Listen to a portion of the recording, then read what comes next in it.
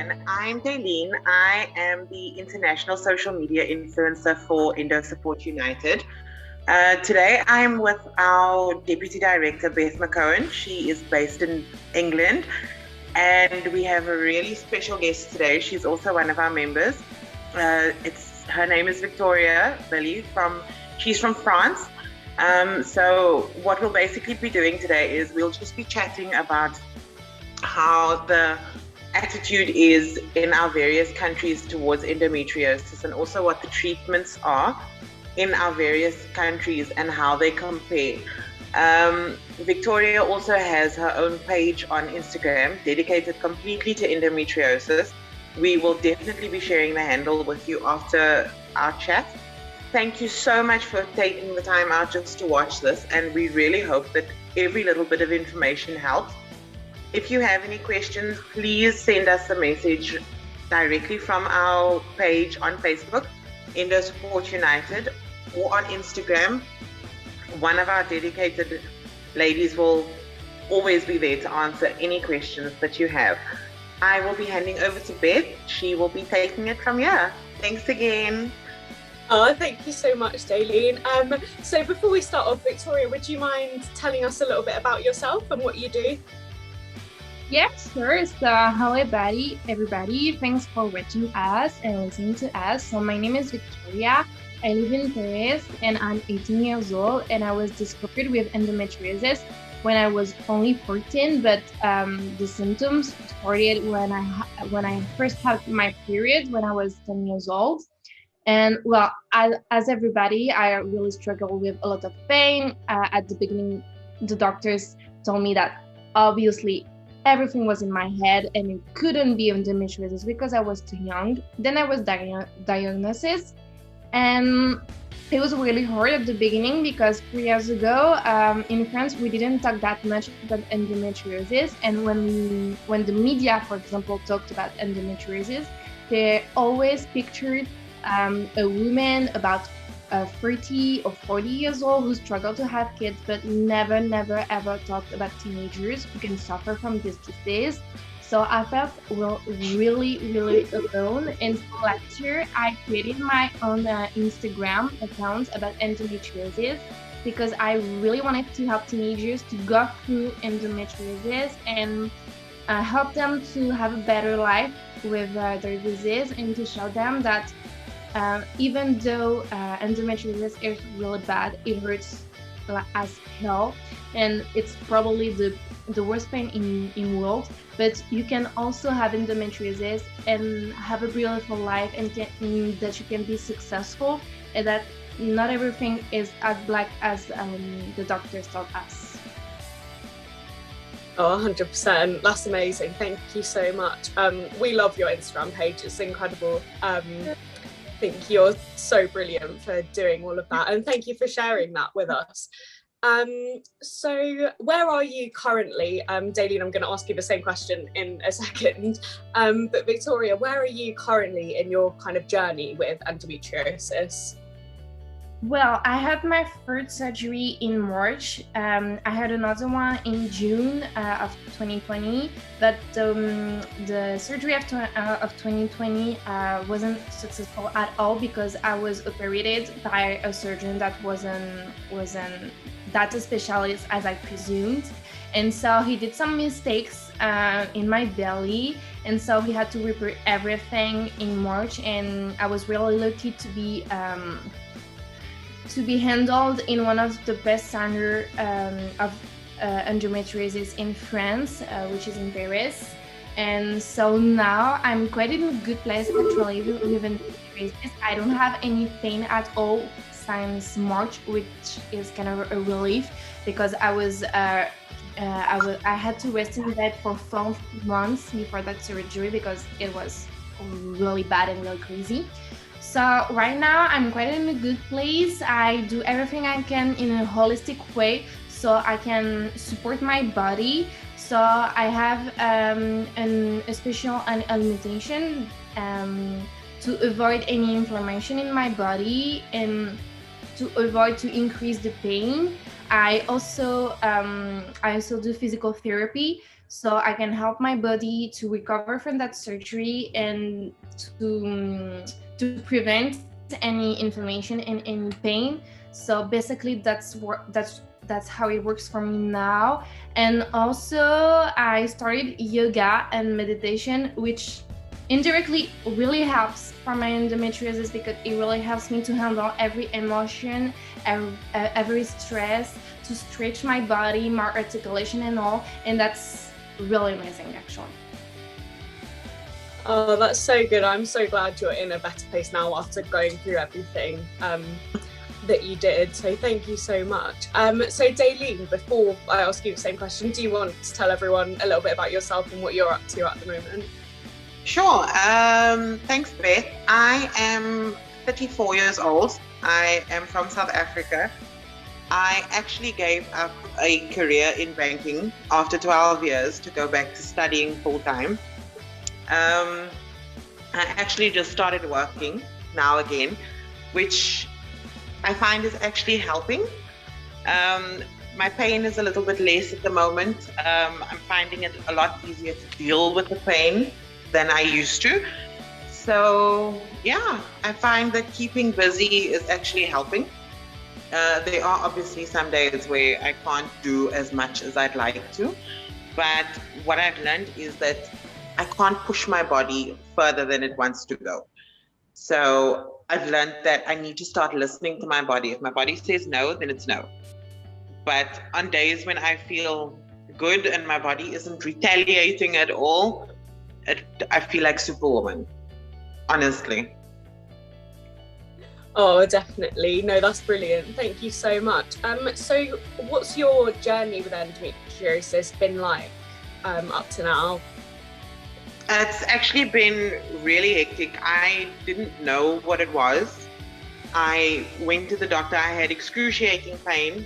And the doctor just told me, oh, you have stage 4 endometriosis. And I'm like, okay, what is that?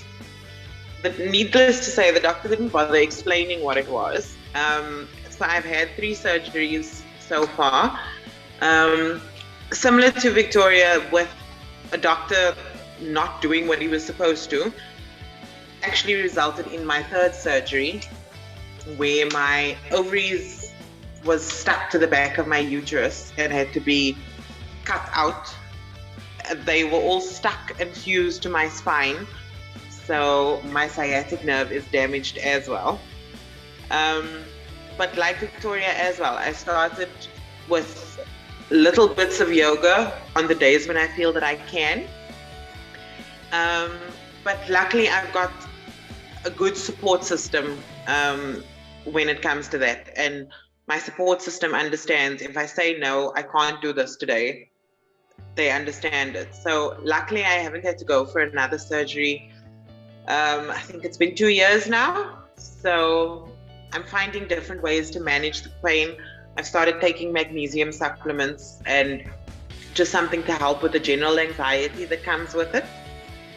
So yes, that's me.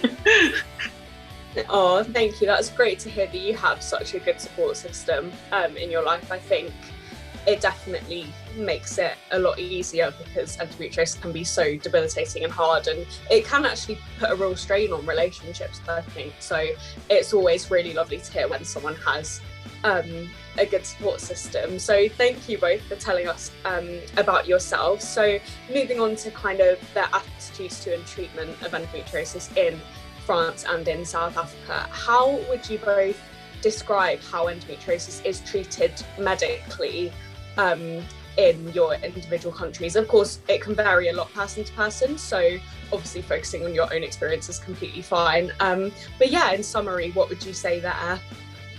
Well, in France, it's kind of treated bad. Like, I'm not gonna lie to you. It's kind of treated pretty bad, for my opinion, because it's pretty new in France. Well, we started treated endometriosis like 20 years ago, but for the first 12 years, I can say it was only surgeries, the pills, hormonal treatments, and they don't really recognize the holistic treatments. For them, it's only surgery, it's only medication, and when you're in pain, they give you drugs basically. So I don't think that it's gonna improve till they realize that endometriosis is a complex disease and it cannot be treated just by a surgery or a pill. We have to consider the fact that yes, the holistic medicine works and it cannot only work by itself, but we have to do like a combination to improve our treatment. So in France is not really optimal, I think, and we have a lot of surgeons who claim that they are specialists in endometriosis, but they're commonly aren't. They're just gynecologists who can treat it basic disease, but they cannot treat it endometriosis. But the problem is they practice surgeries on patients, and is what happened to me.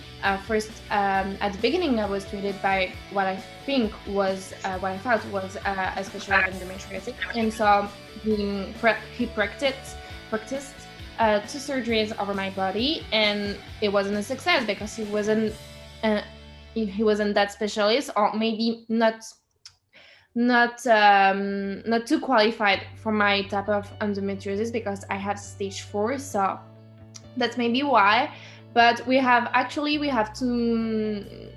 have that many centers that are really specialized in endometriosis. We have one in France, one in Paris, and we have one in Bordeaux, which is a little bit better because it's an international one over all Europe, so it's kind of better. But yeah, in France, we're not doing really well with the treatments. Thank you. What about you, Daleen? I'm going to have to agree with Victoria. When I heard that I had endometriosis, I had no idea what it was.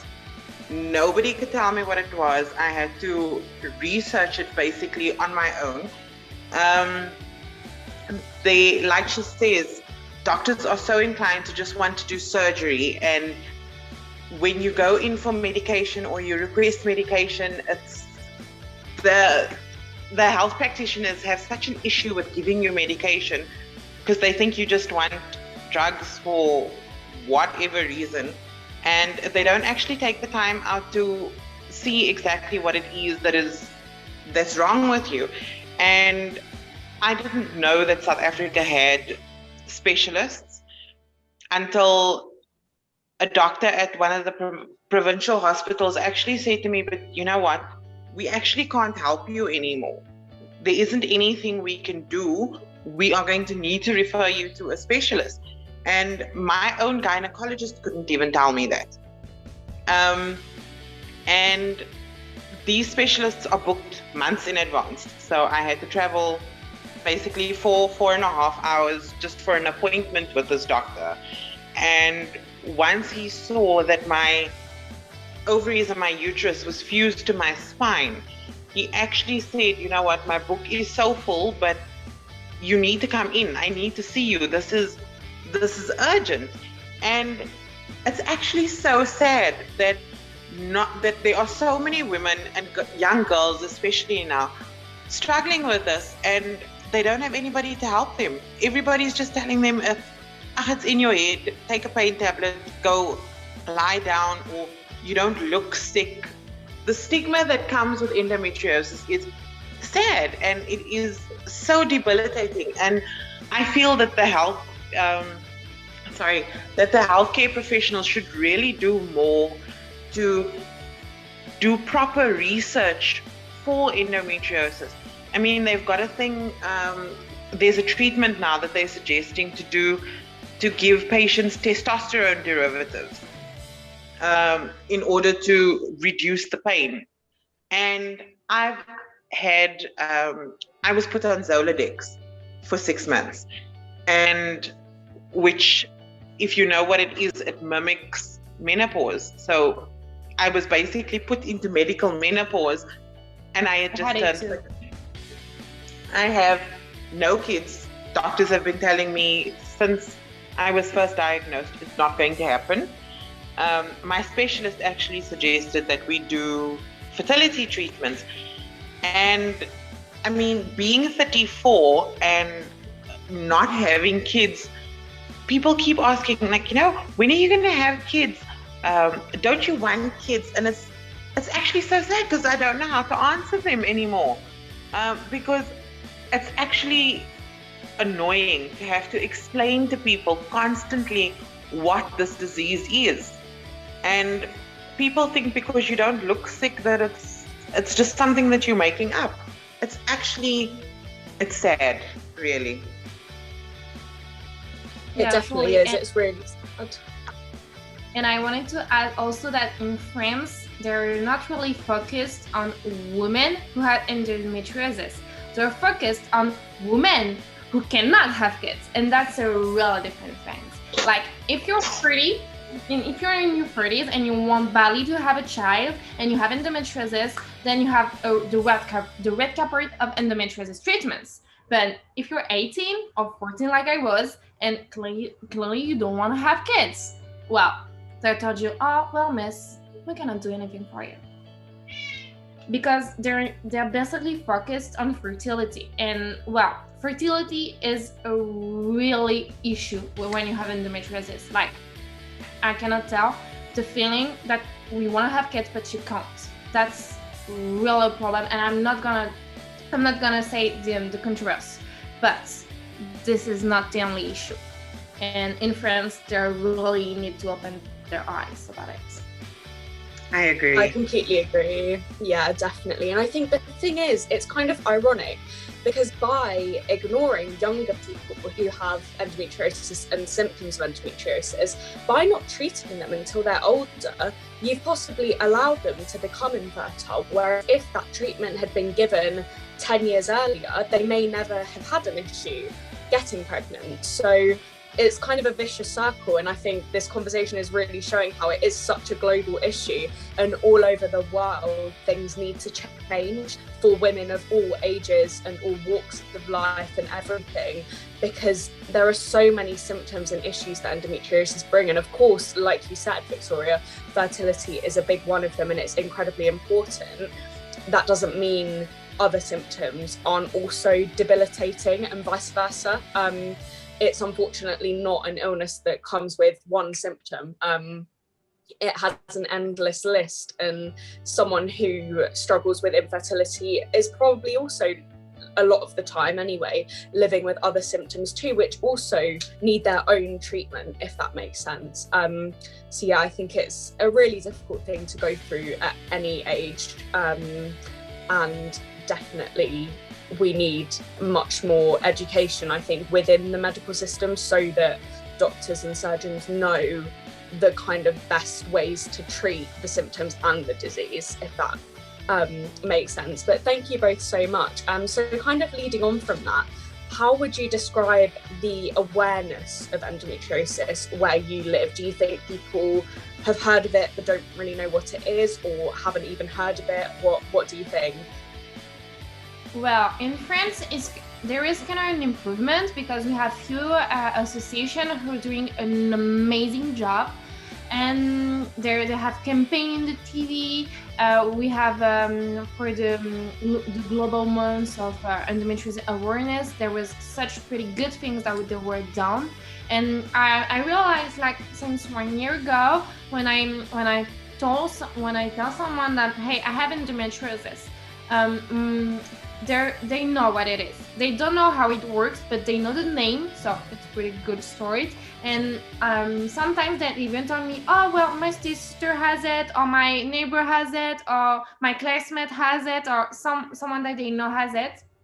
And so I think that's kind of an improvement, because it shows that, well, maybe people are more aware, and there is more awareness and communication about the disease, but it's clearly not enough.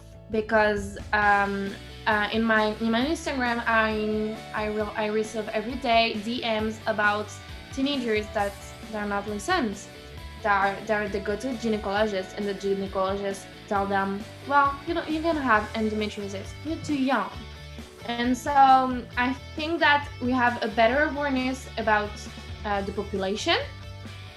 The population is more aware, the population knows more about endometriosis, but we need more awareness into the medical fields, I think. Definitely. Yes, nobody, until I was diagnosed, none of my friends or family knew what this was. And even people at college that I met last year when I started going, they had no idea what this disease was.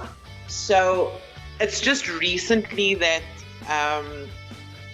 awareness has increased in South Africa, but I still feel that it is not where it should be.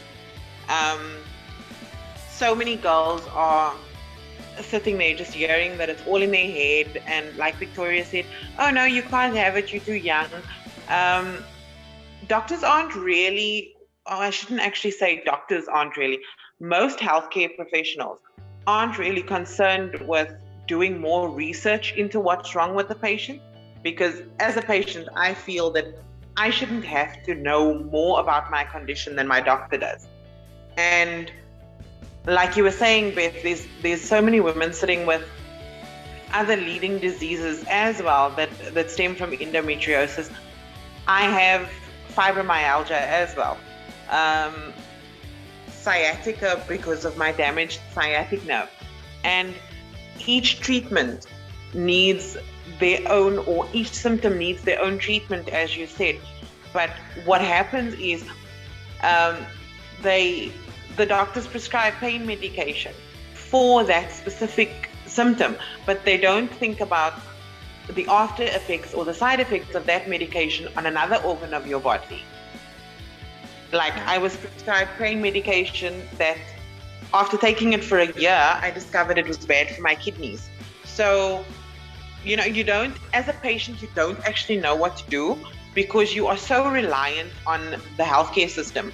And because there's no support system, there's nobody you can go to and say, listen, okay, this is what I've got, this is my problem, how do I deal with this?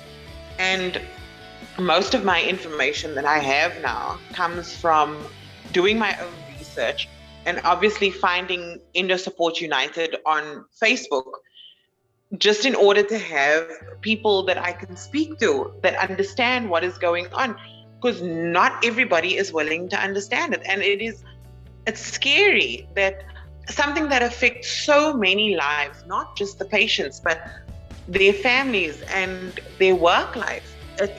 It affects every facet of the patient's life, and it's scary that there is nothing that people seem to want to do about it. Yeah, for sure. Thank you both. I completely agree. I think it's such a difficult thing, and the lack of support just makes it even harder. And I think one of the issues here is that even if you, for example, are lucky enough, I mean, it shouldn't be lucky enough, of course, it should be the given that people get the correct treatment. But unfortunately, we know that it seems the majority of the time that's not actually the case. But even if you do receive brilliant treatment and you're able to go through private healthcare, which can definitely speed up the process, there's often a real lack of support there for your mental health, for example. Because I was diagnosed when I was 18, I just turned 18, I think. And I was just kind of told, oh, there we are, we found what's wrong, you have endometriosis. And that was kind of it. There was no, and this is what it means, this is what it is, this is how it's going to affect you. I just had to go and kind of figure it out for myself and find out, and like you both said, kind of doing research and stuff like that. And I'm very lucky that I did have quite a lot of resources available to me to do research, but as a young person it was quite scary and lonely to find that information and go through figuring out what it all meant. And not once did a doctor ever kind of say like, oh, are you okay, like, are you taking this all in, okay, do you understand, or anything like that. So that then kind of opens up a whole nother door of problems in itself and what that can do to someone emotionally, I think. So it's really interesting to see how, even though we live in 3 completely different countries, there's so many overlapping experiences, which again, I think hopefully it shows anyone who doesn't already kind of realise that it is a very real, very unfortunately common global issue that needs to be addressed in so many ways. So yeah, thank you both for sharing that. Next, I wanted to ask, were either of you ever taught about, when you were younger, conditions like endometriosis or polycystic ovary syndrome, whether that was in school or by a family member or a friend, or did you literally have no idea about it until it started affecting you? Well, I knew a bit about endometriosis because my mom had it, but I knew the name, but I didn't know what it was, because my mom was diagnosed with endometriosis in her 40s, and it was too late for her, so they have to take out the uterus, and even her didn't really know what it was. So we knew the name, but we didn't know what it was. And well, I started to feel pain pretty early, but we didn't know what it was. Well, sorry, my cats. That's okay. And well, it was a few months before my diagnosis. I was watching some interviews on YouTube about reality TV shows.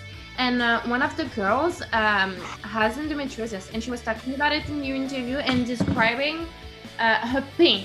And her pain was like in the exact same location as mine. And so I was like, wow, that's strange. and then I went into my mother and I told everything, and she was like, well, maybe you have endometriosis too. Well, maybe it's genetics, maybe we have the same thing, maybe we have to look for it. And well, we went to my doctor, my generalist one, and she was really had endometriosis. So we started to talk about this, and pretty soon after I was diagnosed. But before that, I never ever heard of endometriosis, not even in school, not even in biology class, not even in the media. Definitely. So that's I pretty think much it. Oh, thank you so much. Yeah, I think it's so difficult because, like, here, for example, I think a lot of people might have heard of it, but they don't actually really understand what it is and what it means for someone in their life when they have it. So, for example, a lot of people will say to me when I say, like, oh, I have endometriosis, I've had surgeries, I still have pain and so on. Oh, why don't you have a hysterectomy, which is the removal of, like you said, your mum had the uterus and so on. And of course, for some people that can be part of the treatment, and it can be an effective and helpful part of the treatment. Of course, for some individuals, it's not a cure by any means. And I think it's a massive misconception here anyway in England that if you have a hysterectomy then you'll just be fine, but unfortunately for a lot of people that's not the reality, and like it's quite a big surgery, and having hysterectomy leaves you afterwards with other symptoms. You're in menopause, for example, which can be a difficult thing to go through alone. So it's a lot more complex, I think, than most people believe on the surface. So I think that's where we need to continue talking about it, to make sure that people know more than just the name. Because like you said, when you spoke to someone and they knew the name, of course that's great when someone's like, oh yeah, I've heard of that. That can be, exactly, yeah, as much as that can be a kind of reassurance, we still need more, because it is really complex. It's not a straightforward illness. It's definitely important that we carry on learning about it. And I think the more we can get younger people to know about it, the better, because then they could be able to recognise the symptoms themselves and seek the right help. Of course, that's a really difficult thing to do, especially as a young person, I think. But hopefully, if in the future people can get help earlier, it could reduce the impact that endometriosis has on their life. At the end, like for my last word, I wanted to say that I think that today the real issue with endometriosis is the vision of the disease. Like, I think that in every country pretty much, they don't have a global vision of the disease. They're too focused on certain point, on periods or infertility, on pain, but they're not really focused on the woman in her globality and how it can really affect, like mentally, physically. Of course, it affects your periods and fertility, but that's not the only things. That there is so many symptoms, and I think that when the doctors and the specialists and basically the world start to open their eyes and have a bigger vision, and maybe that will help, and maybe that will change endometriosis treatments, I think. Oh, I definitely agree. Thank you so much for joining us. It was really lovely to speak to you. It was such a pleasure, and I'm so glad that I can bring my Frenchy vision into this, and I will obviously link that in my comments, so my French followers can also watch the video, because I think it's really important for them to watch it. And thank you so much for your work, because when you go and I discover your association, it was a real relief to can chat with people of the same age and have the same thing as me. So thank you also for everything you do. Oh, not at all. Thank you so much for joining us. We think you're absolutely amazing. We really appreciate you taking the time out of your day to come film with us. So yeah, thank you so much from all of us at Endosport United, and thank you to everyone from Daleen and I for watching. We hope you've enjoyed the video. And a biggest thank you obviously to Victoria for sharing her amazing story with us, and just for everything you do. We hope to speak to you again very soon. But yeah, we'll say bye to everyone for now. Bye. Thank you for watching us. Thank you. See you later.